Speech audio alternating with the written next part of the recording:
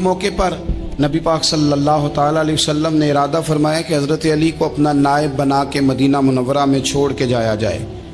محبوب کریم علیہ السلام جب بھی تشریف لے جاتے تھے تو کسی ایک کو نائب بنا کر مدینہ منورہ میں چھوڑ جاتے۔ حضرت عبداللہ ابن مختوم رضی اللہ تعالیٰ عنہ کو بھی ایک دفعہ حضور چھوڑ کے گئے تو ایک جنگ کے موقع پر محبوب نے حضرت علی شیر خدا سے کہا کہ آپ کو میں اپنا نائب بنا کے یہاں چھوڑ کے جاتا ہوں۔ یہاں لوگ جان چھڑاتے ہیں، کام کا جب وقت آتا ہے، میدان میں نکلنے کا وقت آتا ہے تو جان چھڑاتے ہیں، اور وہ کہتے ہیں کہ باقی سارے کام لے لو، جب وقت مشکل آئے تو پھر ہمیں کام نہ بتاؤ۔ اب مشکل وقت ہے، جہاد میں جانا ہے۔ حضرت مولا علی شیر خدا کرم اللہ تعالی وجہہ الکریم کو حضور نے فرمایا کہ اس دفعہ میرا ارادہ بنا ہے کہ تمہیں چھوڑ کے جاؤں۔ تو حضرت علی کو چھوڑ کے جایا جا رہا ہے، ان کو مدینے میں رہنا ہے، میدان میں نہیں جانا۔ عام آدمی کتنا پسند کرتا ہے کہ میں آرام سے رہوں گا، لیکن حضرت علی کو اتنا شوق تھا میدان جہاد کا، اتنی تڑپ تھی ان کے دل کے اندر کہ عرض کرنے لگے یا رسول اللہ صلی اللہ تعالی علیہ وسلم، رو پڑے، کہنے لگے حضور ساری دنیا میدان میں جہاد کرے گی اور میں یہاں عورتوں اور بچوں کے پاس رہوں گا، میں یہاں عورتوں اور بچوں کے بیچ وقت گزاروں، حضور مجھے لے کے جائیں۔ تو وہاں بھی حضور نے محبت کی بات سمجھائی، فرمایا علی جب حضرت موسیٰ کوہ طور پہ گئے تھے تو اپنے بھائی جناب ہارون کو چھوڑ گئے تھے، تو تم بھی تو میرے لیے اسی طرح ہو نا جس طرح موسیٰ کے لیے ہارون تھے۔ لیکن فرمایا یہ یاد رکھنا میرے بعد نبی کوئی نہیں، حضرت موسیٰ بھی نبی ہیں اور جناب ہارون بھی نبی ہیں علیہم السلام، لیکن وہ انہیں چھوڑ کے گئے تھے، میں تمہیں چھوڑ کے جا رہا ہوں۔ کہ ایک بات اپنے ذہن کے اندر بٹھانا کہ میرے بعد کوئی نبی نہیں آئے گا۔ تو ایک شخص تھا عمر بن عبد ود، 90 سال کا بوڑھا، لیکن جب تلوار لے کے میدان میں آتا تھا تو 1000 آدمی کے مقابلے میں لڑتا تھا، اور لوگ جگہ جگہ یہ کہتے تھے تو اس طرح ہے جس طرح عمر بن عبد ود لوگوں کو ڈراتا ہے، تو اس طرح ہو گیا۔ یہ اس کے ارد گرد کے لوگ اس کی مثالیں دیتے تھے۔ جنگ خندق جب ہو رہی تھی تو یہ مقابلے میں آ گیا، تو حضرت علی المرتضیٰ شیر خدا کرم اللہ تعالی وجہ الکریم بھی تشریف فرما تھے۔ اب پورے عرب کے اندر اس کے بارے میں یہ کہا جاتا تھا کہ اس سے نہ لڑو، وہ تو خونخوار ہے، وہ تو درندہ ہے، وہ تو جنگلی شیر کی طرح آتا ہے، وہ تو کاٹ کھانے کو دوڑتا ہے، اس سے کون لڑے۔ ایک خیال تھا، اور وہ پراپوگنڈا بعض اوقات اتنا زیادہ کسی کے بارے میں ہوتا ہے کہ ذہن میں بچے لوگ آتے ہیں نا بچہ دم کرانے کے لیے، تو کہتے ہیں پیچھا بڑا ضدی ہے، کسی کی بات نہیں مانتا، باقی بچے ٹھیک تھے، یہ تو بڑا ہی نالائق نکل آیا ہے۔ تو میں کہتا ہوں کہ آپ اس کے سامنے یہ والی باتیں نہ کریں، یہ پکا ہو جائے گا کہ میں ضدی ہوں۔ تو آپ ذہن بنا رہے ہیں اس کا کہ تو اس طرح کا ہے، ذہن بنا دیا لوگوں نے کہ عمر ابن عبد ود کے مقابلے میں کوئی نہیں آ سکتا۔ خندق میں یہ آیا، اس نے للکارا مسلمانوں کو، آؤ وہ تمہاری جنت کدھر ہے جس کے بارے میں تم کہتے ہو کہ ہم شہید ہوں گے، تو آؤ میرے مقابلے میں نکلو۔ جب اس نے پہلی دفعہ للکارا تو ابھی بات ختم نہیں ہوئی تھی کہ مولا علی تلوار لے کے اللہ اکبر کہتے کھڑے ہو گئے۔ حضور نے فرمایا بیٹھ جاؤ، حضرت علی پھر بیٹھ گئے۔ وہ پھر پکارا اٹھو کوئی میرے مقابلے میں، تو مولا علی شیر خدا پھر کھڑے ہو گئے، پھر کھڑے ہو گئے۔ حضور نے فرمایا بیٹھ جا۔ ایک شخص نے کہا علی یہ عمر بن عبد ود ہیں، فرمایا مجھے پتا ہے، نہیں سمجھے آپ بات، میں آپ کو سمجھا کے لایا ہوں پیچھے سے کہ پراپوگنڈا کرتے ہیں نا لوگ، ہو آگے نہ جانا، یہاں کرنٹ بڑا زیادہ ہے، وولٹیج بڑے سخت ہیں، تو آگے نہ بڑھنا۔ بھائی کیا ہو جائے گا، اٹھ باندھ کمر کیوں ڈرتا ہے، پھر دیکھ خدا کیا کرتا ہے۔ حضرت علی تیسری دفعہ اس نے کہا نا ہے کوئی، تو حضرت علی پھر اٹھے۔ اب تو رسول پاک صلی اللہ تعالی علیہ وسلم نے تھپکی دی۔ بعض جگہ یہ ہے کہ حضور نے خود تلوار تھمائی، سر پہ امامہ باندھا، اور حضور نے فتح یابی کی دعا فرمائی۔ حضرت علی گھوڑے پہ بیٹھے نکلے، اور جب اس کے سامنے گئے تو جا کے کہنے لگا میرا پتہ ہے۔ حضرت علی فرمانے لگے تو اپنا چھوڑ، میرا پتہ ہے تجھے، مجھے تو جانتا ہے۔ کہنے لگا میں 1000 کے مقابلے میں اکیلا لڑتا ہوں۔ حضرت علی شیر خدا فرمانے لگے پتہ نہیں تو کن سے لڑتا رہا ہے، جانے وہ کون ہے جن سے تو لڑتا رہا ہے، وہ کون 1000 تھے جو تیرے مقابلے میں آتے تھے، پتہ نہیں۔ تو کہنے لگا میرا نام میری ماں نے عمر بن عبد ود رکھا ہے۔ فرمایا چھوڑ تو، میری ماں نے میرا نام حیدر رکھا ہے۔ کہنے لگا تیری عمر چھوٹی ہے، کوئی بڑا لا۔ فرمانے لگے یہ تو جب ہنجے میں پنجہ ملے گا تو پتہ چلے گا عمر کس کی چھوٹی ہے، ابھی تو کہانیوں سے متاثر کرنا چاہتا ہے، تو چاہتا ہے کہ تو پریشر ڈالے اور میں تیری بات سنوں، تو مقابلے میں آ، ڈینگے نہ مار، کہانیاں نہ سنا، دیواریں ہلتی رہتی ہیں اور در کانپ جاتا ہے، علی کا نام سن کے اب بھی خیبر کانپ جاتا ہے، تو مقابلے میں آ، تو باتیں بنا رہا ہے، کہانیاں سنا رہا ہے۔ وہ کہنے لگا تو بچہ ہے، میں چاہتا نہیں تیرا خون بہاؤں۔ تو حضرت علی کہنے لگے میں بڑے دن سے پریشان ہوں کہ کسی بے ایمان کا خون بہایا کیوں نہیں، میرا بڑا دل کر رہا ہے تیرا خون بہاؤں۔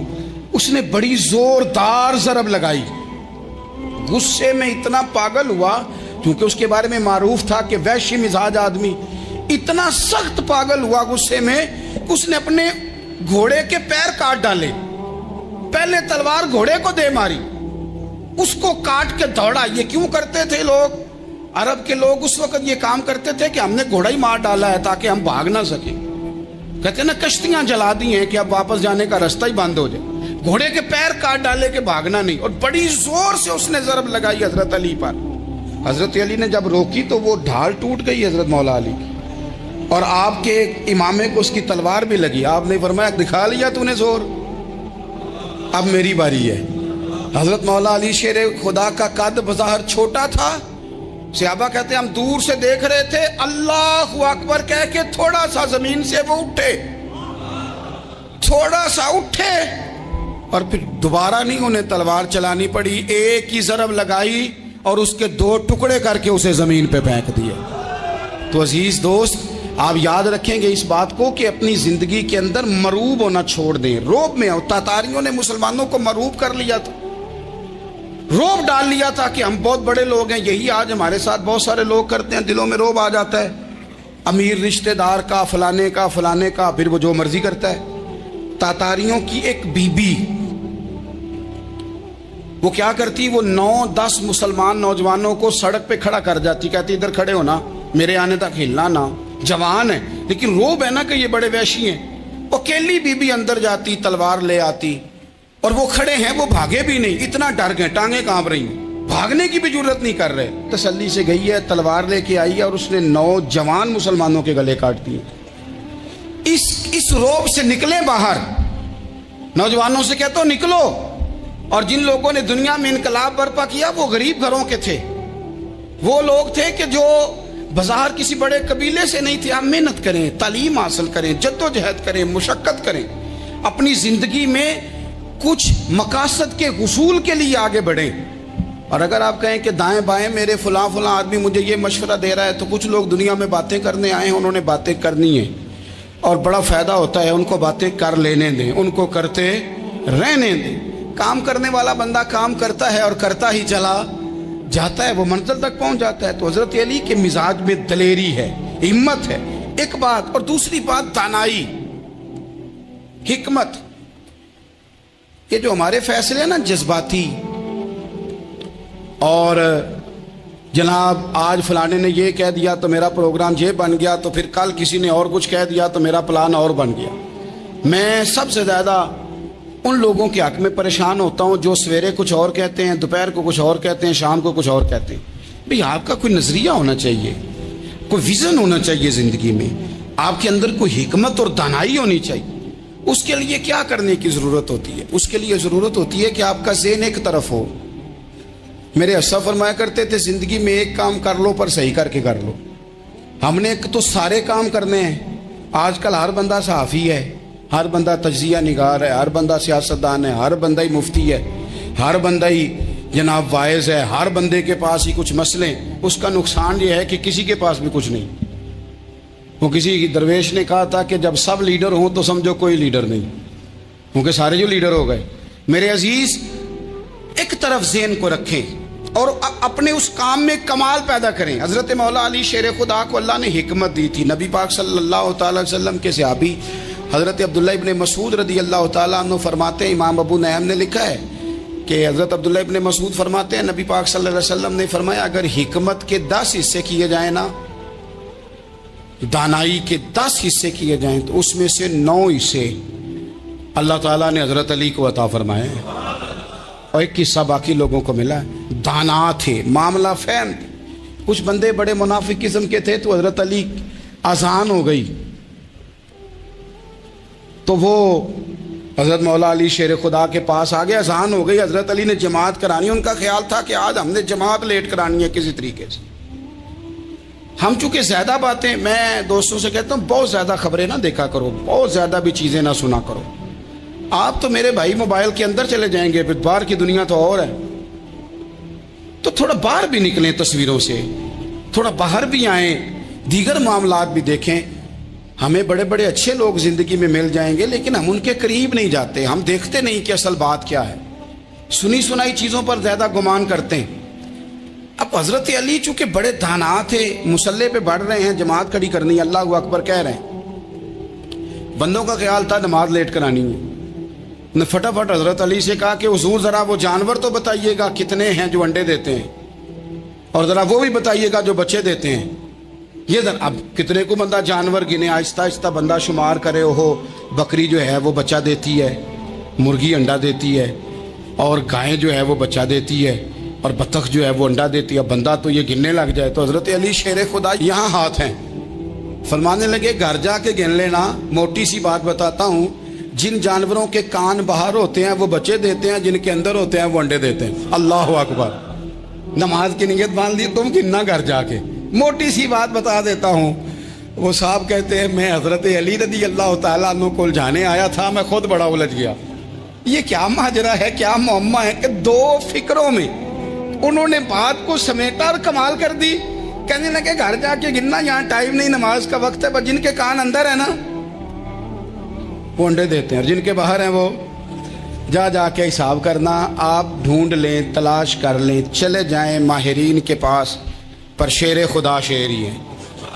हजरत मौला अली के जुमलों में कमाल है, उनकी दानाई, उनका तदब्बुर, उनकी हिकमत, उनका फहम, उनकी फिरासत, उनका कमाल। एक शख्स बड़ी दूर से आया, उसने कहा हुजूर मुझे ना लंबी बातें याद नहीं रहती, दो बातें बस बता दे, मैं अमल करूं तो जिंदगी बन जाए, दो बातें। तो हजरत अली फरमाने लगे लंबी उम्मीदें ना लगाना, लंबी उम्मीदें ना लगाना, मौत का पता नहीं कब आ जाएगी। मनसूबाबंदी जरूर करना आने वाली नस्लों के लिए, अपनी अपनी जात के लिए लंबी उम्मीदें ना बांधना, ये भी कर लूंगा, ये भी कर लूंगा। हम रिटायर नहीं होते जिंदगी भर, प्लान पे प्लान, प्लान पे प्लान। तो अगर हम प्लान कर रहे होते हैं तो जो हमारे नीचे होते हैं वो हमें रिटायर करने का प्लान कर रहे होते हैं। औलादें तक वालिदैन को कमजोर करने के दर पे होती हैं कि अब ये हटे तो हमारी बारी आए। हजरत अली फरमाने लगे दो काम, एक तो लंबी उम्मीद ना बांधना, और दूसरा फरमाया अपने नफ्स की ख्वाहिश की पैरवी से बचना। दुनिया में रुसवा वो लोग हो जाते हैं जो अपने नफ्स की ख्वाहिश की पैरवी करते हैं, वो बुज़दिल हो जाते हैं जो ख्वाहिशात नफसानी के पीछे भागते हैं। ये काम ना करना।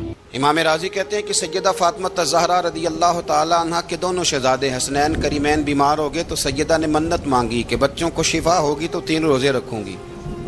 शिफा हो गई, रोज़े भी रख लिए। और जब मौला अली शेर खुदा रोज़ा रखने के लिए बेदार हुए, सैयदा फातिमा ज़हरा बेदार हुई, तो इमाम हसन और हुसैन भी उठ गए। 7-8 साल की उम्र, अम्मा जी हमने भी रखना है। सुबह खजूर और दूध से रोज़ा रख लिया गया। ऐन इफ्तारी के वक्त मौला अली कहते हैं फाके चल रहे थे, कहीं से मैं जौ लाया थोड़े से। सैयदा फातिमा ज़हरा ने पीस कर रोटियां पकाईं। वो वक्त जो बड़ा मुश्किल होता है इफ्तार का, कहते हैं उस वक्त जब खाने के लिए बिल्कुल हाथ आगे बढ़ने लगे और उम्मीद थी कि अभी सैयदना बिलाल अल्लाहु अकबर कहेंगे तो रोज़ा खुलेगा, लेकिन अभी चंद ही मिनट रहते थे कि दरवाजे पर एक फ़कीर ने सदा दी। कहने लगा सारे मदीने के दरवाजे खटखटा आया हूँ, कहत है फाका है, ए रसूलुल्लाह के ख़ानदान वालों, मैं यतीम हूँ। किसी ने बताया है कि और कोई दरवाज़ा खुले ना खुले, सैयदा का दरवाज़ा तेरे लिए ज़रूर खुलेगा। क्या यतीम को रोटी मिलेगी? तो हज़रत मौला अली ने बच्चों की तरफ देखा ही था कि इमाम हसन सारी रोटियां जाके दरवाजे पे दे आए। खजूर और पानी से इफ्तार हो गया। सुबह फिर खजूर और दूध से रोज़ा रखा। इमाम राजी कहते हैं ऐन वो वक्त जब इफ्तार का टाइम आया तो फिर दरवाजे पे किसी ने सदा दी। کہا ہے رسول اللہ کے خاندان والوں میں مسکین ہوں، رات سے روٹی کھائی ہے، نہ صبح کھا سکا نہ دوپہر، کسی نے بتایا ہے کہ اس دروازے سے خالی کوئی نہیں جاتا۔ امام حسن نے پھر سارا لنگر اٹھایا اور پھر جا کے دے دیا۔ تیسرا دن پھر ہوا۔ مجھے لگتا ہے کہ جب افطار کا ٹائم آیا ہوگا نا تو یہ خود ہی سارے دروازے پہ دیکھتے ہوں گے، یہ کوئی آیا نہیں لینے والا ابھی تک۔ لگتا ہے کہ نظریں دروازے پہ تھیں۔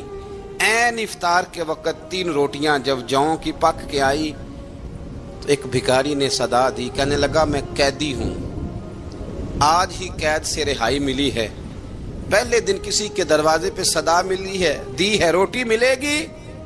امام حسن وہ کھانا دے کے واپس لوٹے، کھجور اور پانی سے افطار ہوا، اور جیسے ہی مسجد نبوی میں تینوں باپ بیٹا نماز پڑھنے گئے تو مولا علی کہتے مجھے بتانا نہیں پڑا، رسول کریم نے میری طرف دیکھ کے فرمایا علی تیرا، فاطمہ کا، حسن اور حسین کا 3 دن والا عمل خدا کو بھی بڑا پسند آیا ہے اور محمد مصطفیٰ کو بھی بڑا پسند آیا، بڑا پسندیدہ عمل۔ میں کہتا ہوں کہ حضرت فاطمہ نے نا ان کی تربیت پہلے ہی کر دی تھی، 3 دن بغیر افطار کے روزہ رکھنے کی، وہ ٹریننگ گھر سے ہو چکی تھی۔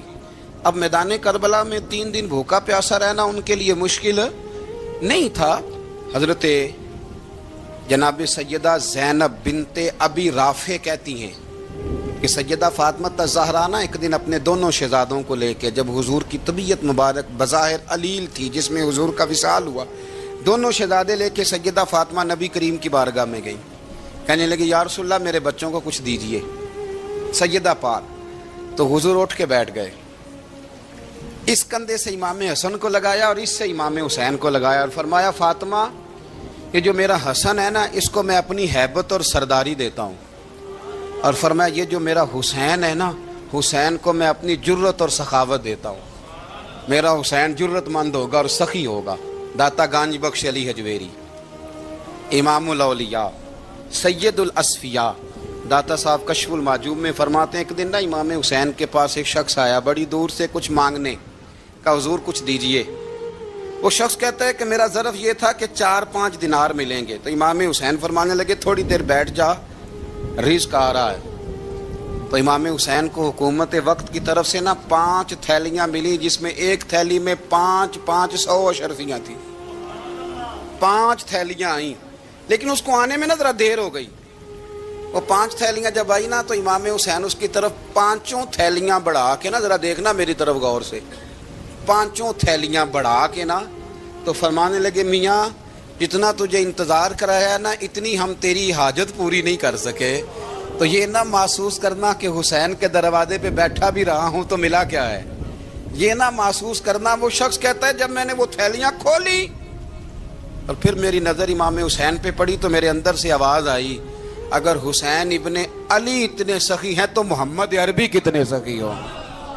اگر یہ معیار ان کا ہے، ان کا یہ معیار ہے، اور خود بھیک دیں خود ہی کہیں منگتے کا بھلا ہو، خود کہنے لگے جتنا انتظار کرایا ہے اتنی تیری مدد کر سکے، یہ سخاوت کا معیار تھا، یہ طریقہ تھا۔ ایک دفعہ سیدنا امام حسین رضی اللہ تعالیٰ عنہ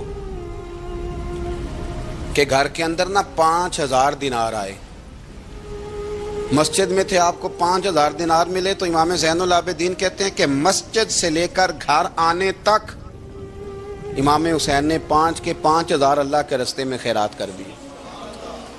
فرماتے میں نے کہا ابا جی 5 دینار کی گھر میں ضرورت تھی،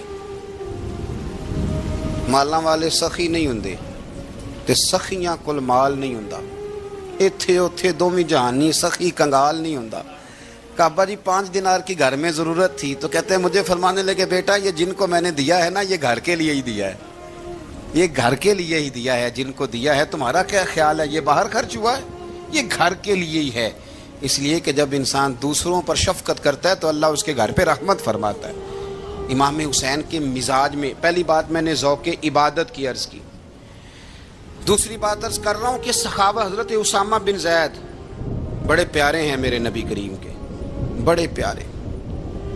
حضرت اسامہ بن زید کے بارے میں سیدہ عائشہ صدیقہ فرماتی ہیں ان کے ناک سے اگر رینٹھ نکلتی تھی تو اللہ کے رسول اپنے دستے مبارک سے صاف کر دیتے تھے، اور سرکار فرماتے تھے کہ اگر اسامہ لڑکی ہوتا نا، ان کے غلام کے بیٹے تھے حضرت زید بن عامر، اگر یہ لڑکی ہوتا میں اسے زیور پہناتا، بڑے پیارے تھے، لیکن جب ان کا آخری وقت آیا نا تو 60,000 دینار کا قرضہ تھا۔ رشتہ داروں سے کہا، دوستوں سے کہا، یاروں سے کہا، پر قرض ادا نہیں ہو رہا تھا۔ حضرت اسامہ بن زید کہتے ہیں بڑا پریشان تھا۔ جب حد ہو گئی نا تو حضرت اسامہ بن زید فرمانے لگے جاؤ کوئی حسین ابن علی کو خبر کرو، ان سے کہو میں نا غلام ہوں آپ کے نانا کا، مقروض دنیا سے چلا گیا تو کیا بنے گا۔ امام حسین کو خبر ملی تو دوڑے آئے۔ لاجپال اس پیر کو نہیں کہتے جو تگڑا نذرانہ لے کے تو ماتھا چوم لے، لاجپال تو اس کو کہتے ہیں کہ جب ضرورت پڑے تو وہ سر پہ موجود ہو۔ حضرت سیدنا امام حسین تشریف لائے تو جناب اسامہ بن زید رو پڑے، کہنے لگے حضور میں نے نا غلامی کی ہے آپ کے نانا کی، اور اس غلامی پہ ناز ہے، اب 60,000 دینار کا قرضہ لے کے دنیا سے جاؤں گا تو میری قبر پہ بوجھ رہے گا۔ امام حسین خادم کو بھی کہہ سکتے تھے جاؤ گھر پیسے پڑے ہیں لے آؤ، امام حسین خود گئے، چادر اوڑھ کے تو اس کی اوٹ میں بکل میں 60,000 دینار چھپا کے لائے اور جناب اسامہ بن زید کے سامنے رکھ کے کہنے لگے اسامہ یار پیسے رات کو ہی آئے تھے، میں سوچ رہا تھا مجھے تو ضرورت نہیں، اللہ نے کس کا نصیب میرے گھر میں بھیج دیا ہے، مجھے تو حاجت ہی نہیں تھی، اب پتہ چلا پیسے تیرے تھے، اللہ نے حسین کی ڈیوٹی لگائی ہے کہ جا کے دے آ۔ حضرت اسامہ بن زید رو پڑے، فرمانے لگے اللہ آپ کو بہترین صلہ عطا فرمائے۔ امام بڑا ہی پیار کرتے تھے، گھوڑے پہ جا رہے تھے، کچھ فقیر غریب لوگ بیٹھ کے روٹی کھا رہے تھے، کہاں رہے تھے؟ سڑک کے کنارے۔ تو امام زین العابدین فرماتے ہیں کہ جب امام حسین گزرے تو انہوں نے آواز دی حضور دل کرتا ہے ہمارے ساتھ بیٹھ کے روٹی کھائیں۔ کائنات کے مالک و مختار کے نواسے اور دنیا کے سب سے بڑے شہزادے گھوڑے سے اترے اور غریبوں کے ساتھ سڑک پہ بیٹھ گئے، روٹی کھانے لگے اور دیر تک کھاتے رہے، اور جب فارغ ہو گئے تو فرمانے لگے کھانے کی ضرورت بھی نہیں تھی، حاجت بھی نہیں تھی، پر تم نے آواز دی تو دل رکھنے کو بیٹھ گیا تھا، اگر اجازت دے تو چلا جاؤں۔ یہ مزاج تھا، یہ طبیعت تھی۔ آپ کے ایک بھائی ہیں چھوٹے، حضرت محمد بن حنفیہ نام ہے، حضرت مولا علی شیر خدا رضی اللہ تعالیٰ عنہ کی دوسری بیوی سے۔ ایک دن حضرت امام حسین ان کے گھر میں بیٹھے تھے تو کسی بات میں نا اختلاف رائے ہو گیا، تو امام علی مقام ناراض ہو گئے، فرمایا آج کے بعد تیرے گھر نہیں آؤں گا، رومال اٹھایا چلے گئے۔ لوگوں نے حضرت محمد بن حنفیہ رضی اللہ تعالیٰ عنہ سے کہا حسین تو ناراض ہو گئے، کبھی نہیں آئیں گے۔ آپ فرمانے لگے بھائی تمہارا ہے کہ میرا؟ جی بھائی تو آپ کے ہیں۔ فرمایا اگر کہو تو چند منٹوں میں حسین واپس آئے۔ جناب ناراضگی ہو گئی ہے۔ فرمایا ناراضگی ہوئی ہے پر میں اس کے دل کی نرمی کو تو جانتا ہوں نا، اس کے مزاج کے اندر جو محبت ہے اس سے تو ابھی آئے۔ کہا جناب وہ کیسے؟ فرمانے لگے دیکھنا ذرا۔ تو امام حسین نے خط لکھا، حضرت محمد بن حنفیہ نے رکا لکھا، کہنے لگے حسین میرے باپ کا نام بھی علی ہے اور آپ کے باپ کا نام بھی علی ہے، پر ایک فضیلت ایسی ہے جس میں میں آپ کا مقابلہ نہیں کر سکتا، وہ یہ ہے کہ آپ سیدہ فاطمہ الزہرا کے لال ہیں، اب محمد مصطفیٰ علیہ السلام کے نواسے ہیں۔ کہنے لگے بھائی جان آپ نے نانا جان کی وہ حدیث تو سنی ہوگی کہ دو لوگ ناراض ہو جائیں تو جو صلح پہلے کرے جنت میں پہلے جائے گا۔ فرمانے لگے دل میرا کر رہا تھا کہ پہلے صلح کر لوں، لیکن پھر بڑے بھائی کو پشت کروں گا جنت میں جاتے ہوئے، یہ بھی تو بے ادبی ہے نا۔ اب خط میں نے لکھ دیا ہے، آپ کا جو ارادہ ہو۔ امام حسین نے خط پڑھا تو آنکھوں میں آنسو آ گئے، پھر سے رومال اٹھایا۔ بچے پوچھنے لگے کہاں جا رہے ہیں؟ کہا بھائی کے گھر جا رہا ہوں۔ کہا آپ تو ناراض تھے؟ فرمایا تھا ناراض پر ہے تو میرا بھائی نا، ہو گئی بات ختم۔ بڑی دل میں نرمی، طبیعت میں سوز، لہجے میں گداز۔ حضرت امیر معاویہ رضی اللہ تعالیٰ عنہ نے ایک شخص کو بھیجا مدینہ منورہ شام سے، تو اس نے کہا میں نے امام حسین سے ملنا ہے، تعارف کیا ہے؟ جناب امیر معاویہ فرمانے لگے مسجد نبوی میں جانا جس کے گرد لوگ سب سے زیادہ ادب سے بیٹھے ہوں اور جس کی باتیں سب سے زیادہ میٹھی ہوں اور جس کی نظریں سب سے زیادہ جھکی ہوں اور جس کے چہرے پر تمہیں سب سے زیادہ وقار نظر آئے وہی علی کے بیٹے حسین ہوں گے۔ جو سب سے زیادہ تمہیں وہاں ماحول کے اندر جو شخص نظر آئے پوچھنے کی ضرورت نہیں پڑے گی، وہ شخص کہتا میں مدینے آیا تو میں نے واقعی ایک شخص کو دیکھا शहद के गिर्द मक्खियों का इतना हुजूम नहीं होता जितना इमाम हुसैन के गिर्द रसूलुल्लाह के ग़ुलामों का हुजूम था।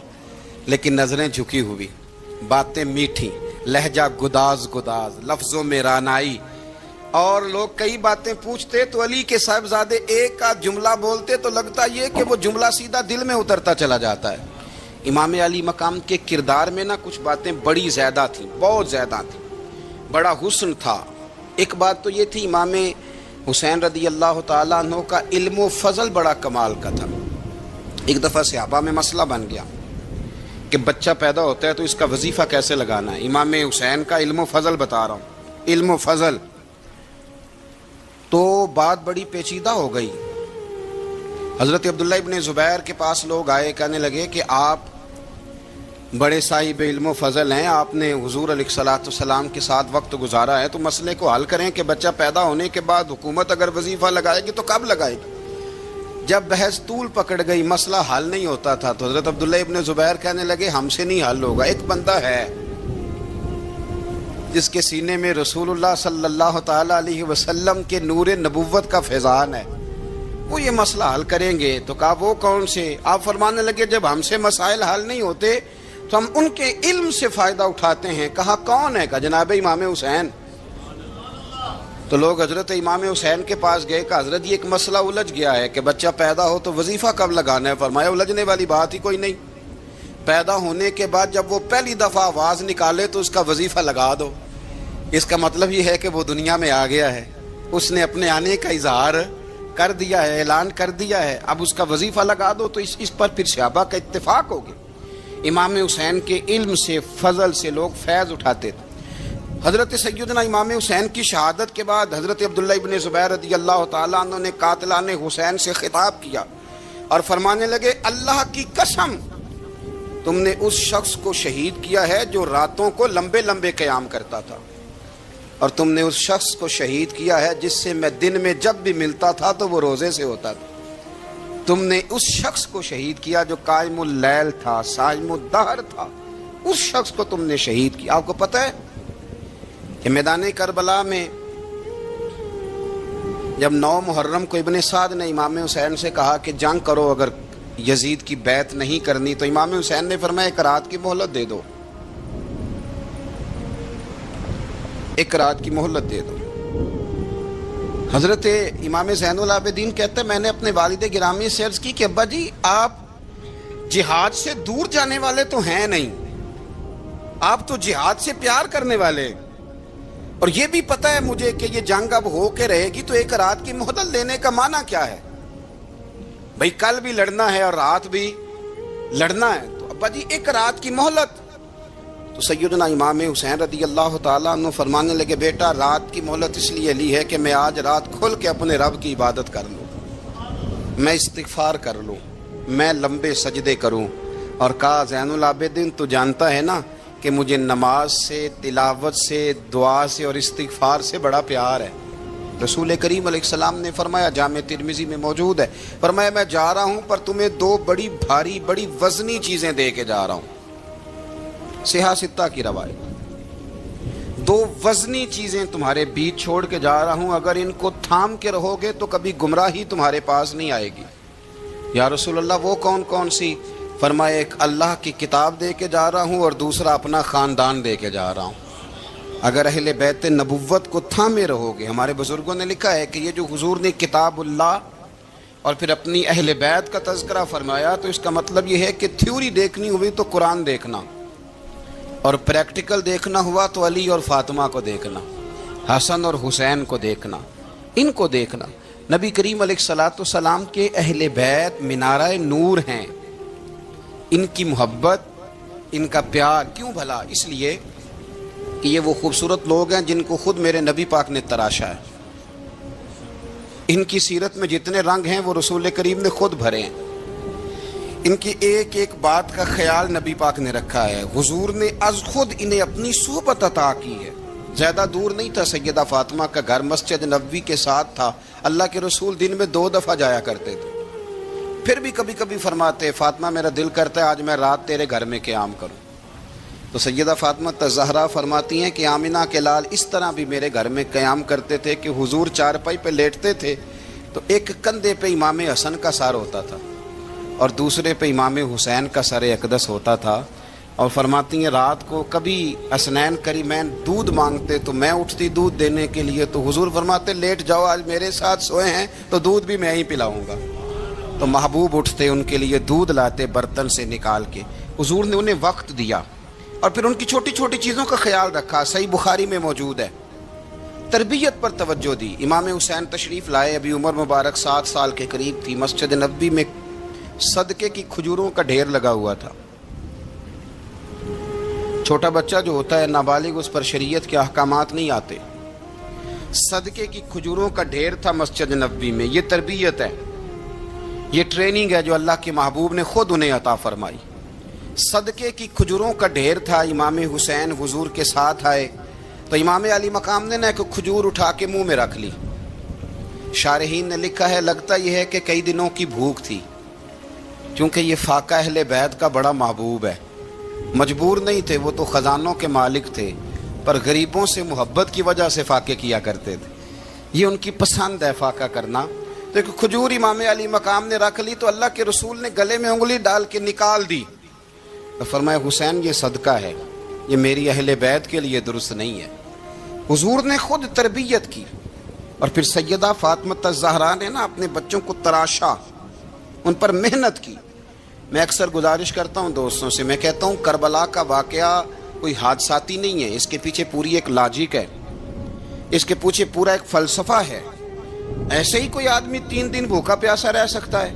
کسی آدمی کو صبح اس نے کھانا کھایا اور شام تک کھانا نہ ملے تو ٹانگیں کانپتی ہیں۔ رمضان المبارک میں عبادت کی نیت سے روزہ رکھنے والے بھی شام کو بڑے پریشان ہو جاتے، اور مسلسل 3 دن کھانا نہ کھایا جائے اور پانی نہ پیا جائے، اور حال یہ ہے کہ وہی آدمی تلوار لے کے میدان میں نکلے اور اس کی حالت یہ ہو کہ لوگ اس کے آگے دوڑنا شروع کر دیں، ہزاروں کی فوجیں تاب نہ لا سکیں۔ علی کا گھر بھی وہ گھر ہے کہ جس گھر کا ہر ایک بچہ جسے دیکھو وہی شیر خدا معلوم ہوتا ہے۔ جناب صالبہ بیٹھے تھے، فرمایا فلاں کو بلا کے لاؤ۔ جب بلانے گئے تو رستے میں عورت پہ نظر پڑی، پہلی نظر تو معاف ہے لیکن دوبارہ دیکھ بیٹھے،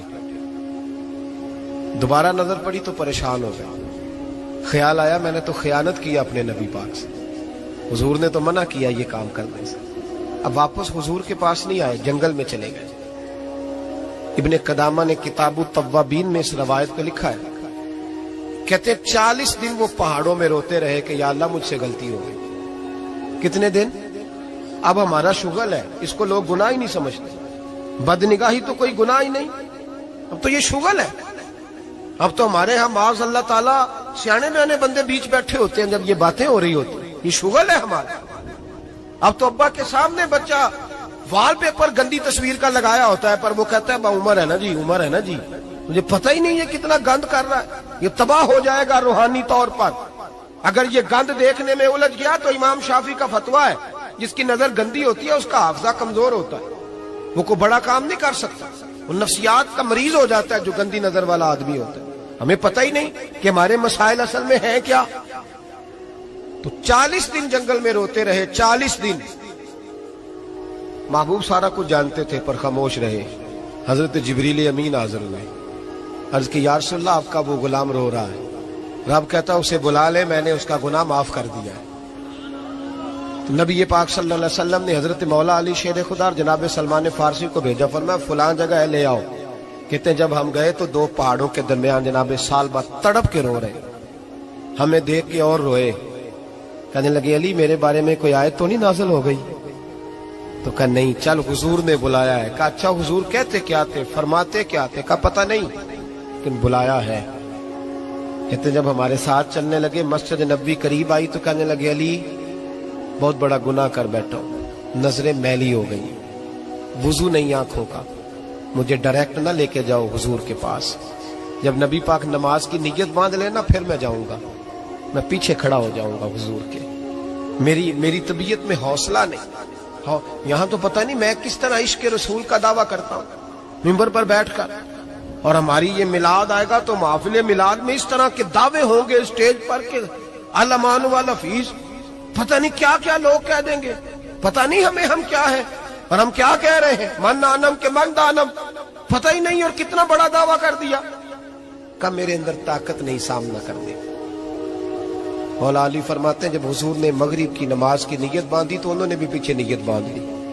اتفاق کی بات یہ کہ حضور نے پہلی رکعت میں سورہ انفطار پڑھنی شروع کر دی، اذا السماء انفطرت واذا الکواکب انتصرت واذا البحار فجرت۔ کہتے ہیں جب محبوب اس آیت پہ پہنچے نا کہ یا ایھا الانسان ما غرک بربک الکریم، اے انسان تجھے کس چیز نے دھوکے میں ڈال دیا، حالانکہ تیرا رب تو بڑا ہی کرم کرنے والا ہے، تو کس طرح کسی اور کے دھوکے میں بربک الکریم، اور ضمیر واحد ہے، میں تفسیر پہ نہیں جاتا، کہا تیرا اپنا رب، بربک تیرا اپنا رب، تیرا رب تو بڑا کریم ہے، تو پھر بھی کہیں اور چلا گیا۔ جب یہ آیت سنی تو پیچھے چیخ ماری، بے ہوش ہو کے گر گئے، گھر والے گھر لے گئے، نماز مکمل ہوئی تو حضور نے فرمایا کیا ہوا؟ عرض کی حضور وہ تو رو پڑے تھے، گھر لے گئے، محبوب پیچھے گئے تو بے سدھ پڑے، تیز بخار ہو گیا۔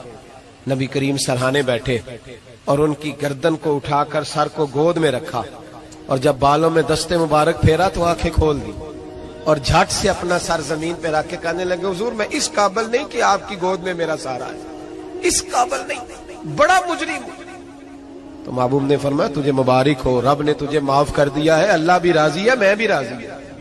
اب حضور کے قدموں کے قریب آئے تو کہنے لگے حضور آپ راضی ہیں؟ کہا راضی ہوں۔ فرمایا پھر میرے لیے دعا کریں، اللہ اسی رضا میں مجھے قبول کر لے۔ بس یہ بات ہوئی تھی، انہوں نے کلمہ پڑھا تو روح پرواز کر گئی۔ پرواز میرے بھائی احساس پیدا کر، یاد رکھیں اگر روحانی زندگی صحیح نہیں نہ ہوگی، یاد رکھ لیں کسی کا کوئی نقصان نہیں، سارے سکون سے سو جائیں گے، آپ نہیں سو پائیں گے۔ اگر آپ کے ضمیر پہ بوجھ رہیں گے نا تو سارے لوگ رمضان میں 4 قرآن پاک ختم کریں گے، آپ 10 پارے بھی نہیں پڑھ پائیں گے۔ اگر آپ اپنے آپ کو صحیح نہیں کریں گے، روحانی زندگی بحال نہیں ہوگی، تو یاد رکھنا بڑا اپنا آپ سارا کچھ سجا کے ظاہراً بڑے پرہیزگار بن کے بھی اپنے ضمیر کی عدالت میں فیصلہ اپنے حق میں نہیں کرا پائیں گے۔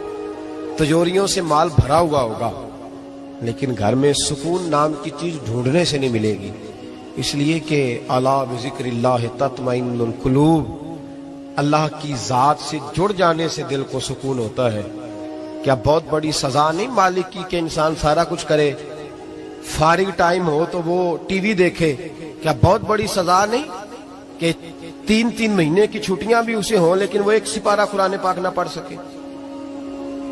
وہ گپے مارنے بیٹھے تو 6 گھنٹے لگا دے اور تسبیح دی جائے تو 10 منٹ میں بس ہو جائے، درود پڑھا ہی نہ جائے، یہ سزا نہیں؟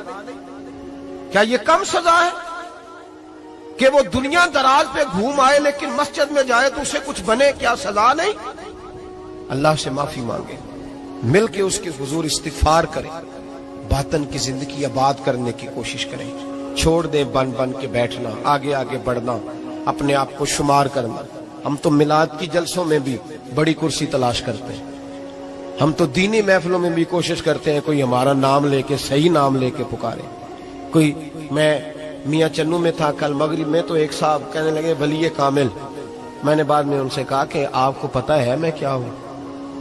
اتنا بڑا دعویٰ میرے حق میں آئندہ نہ آپ کریں، اب مت سمجھے کہ آپ تھوڑے اچھے برے جملے استعمال کریں گے تو میں خوش ہوں گا، میں جو ہوں نا میں اس کے اندر بڑا مطمئن ہوں، میں اسے آگے نہیں بڑھنا چاہتا۔ پتہ سارا ہے سردار نو کیتیاں دا، پتہ سارا ہے سردار نو کیتیاں دا، ایدہ پردہ چپایا ہی تیرا پلا ہو سی۔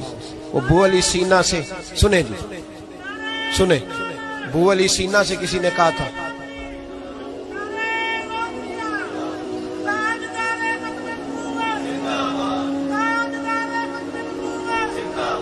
اب ان کی اس بات پر اور اس عمل پر ایک شعر سن لے میاں محمد بخش صاحب کا۔ میاں صاحب کہا کرتے تھے جتن جتن ہر کوئی کھیڑے تو ہارن کھیڑ فقیرہ۔ جتن جتن یہ تو ساری دنیا کرتی ہے نا کہ میں جیتنے جا رہا ہوں، کہتے ہیں جتن جتن ہر کوئی کھیڑے، جتن جتن ہر کوئی کھیڑے تو ہارن کھیڑ فقیرہ۔ جتن دا مل کوڈی پہندہ ہی ہارن دا مل ہیرا، جتن دا مل کوڈی۔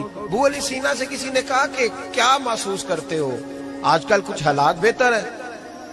تو ابو علی سینا چونکہ حضرت ابو الحسن خرقانی کے مرید تھے، ہاں سائنسدان ہونے کے ساتھ ساتھ صوفی تھے، درویش تھے، تو ابو علی سینا کہنے لگے کیا کہتے ہو، حالات کس طرح کے؟ کہنے لگے مجھے اپنے گناہوں کا پتہ ہے، اتنے بڑے گناہوں کے باوجود میری پردہ دھری نہیں ہو رہی، یہ تھوڑا انعام ہے اللہ تعالیٰ کا، اور اسی زمین پر اس کی نافرمانی کرتا ہوں، اس نے رہنے کے لیے جگہ دی ہوئی ہے، تھوڑا احسان ہے اس کا، میں صبح سے شام تک کتنی نافرمانیاں کرتا ہوں پھر بھی پیٹ بھر کے روٹی دیتا ہے، یہ تھوڑا احسان ہے، تو کہہ رہا ہے آگے بڑھا ہے کہ نہیں، یہ بڑی بات ہے کہ اس نے زمین پہ رکھا۔ اعلیٰ حضرت فاضل بریلوی کے والد مولانا نقی علی خان صاحب رحمت اللہ تعالی علیہ، امام المتکلمین، ان کے حالات میں لکھا ہے ایک آدمی کو آپ نے نا جگہ دی، کو 10 مرلے آپ کا پلاٹ تھا یا 5 مرلے کا، اس نے کہا حضور کچھ دنوں کے لیے چاہیے، تو آپ نے وہ جگہ ان کو دے دی، جیسے محلے دار دوست کو شادی بھی ہے، تو 10-15 دن کے بعد چابی مانگی، انہوں نے دے دی، تو کچھ درخت انہوں نے کاٹ لیے، کچھ اپنی مرضی کی ترمیم کر لی،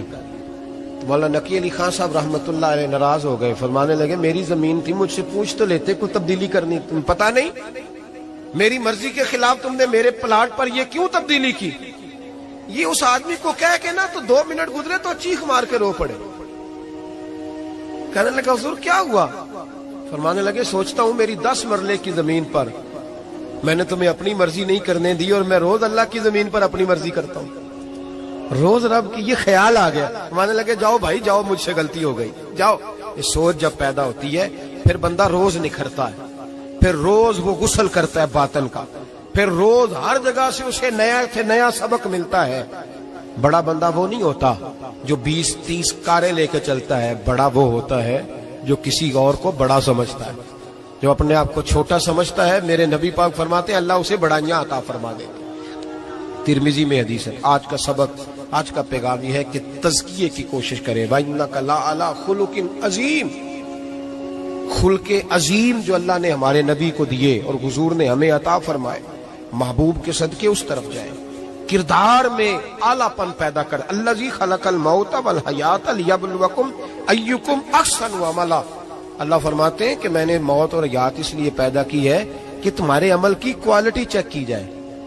انڈسٹری میں جب مال بنتا ہے نا تو اس کی کوالٹی چیک کی جاتی ہے، یہ عام ہے، یہ خام ہے، یہ وی آئی پی ہے، یہ وی آئی پی ہے۔ فرمایا الذی خلق الموت والحیات لیبلوکم ایکم احسن عملا، موت اور حیات کوالٹی دیکھنے کے لیے پیدا کی ہے کہ تم میں احسن عمل کون کرتا، اچھا عمل دیکھیں کس کا ہے۔ باقی اپنے آپ کو بنانے سنوارنے سے تھوڑا تھوڑا بچیں، ایک قدم تھوڑا پیچھے ہٹیں اپنی ذات کے لیے، تو انشاءاللہ روحانیت کے لیے 11 قدم آپ کے آگے